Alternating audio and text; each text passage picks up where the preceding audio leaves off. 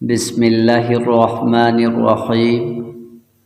حضرت ابو ہریرہ رضی اللہ تعالی عنہ سے روایت ہے کہ جناب رسول اللہ صلی اللہ تعالی علیہ وسلم نے ارشاد فرمایا کہ 7 مہلک اور تباہ کن گناہوں سے بچو۔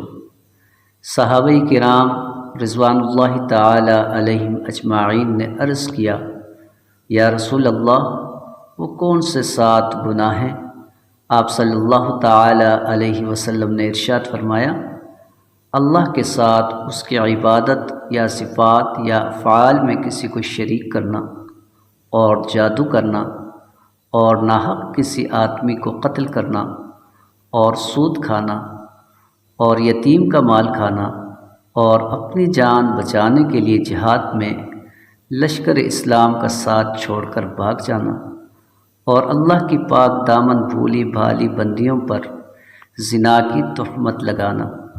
ویڈیو اگر پسند آئی ہے تو ضرور چینل کو سبسکرائب کریں، ویڈیو کو لائک کریں، ایک پیارا سا کمنٹ کریں۔ شکریہ۔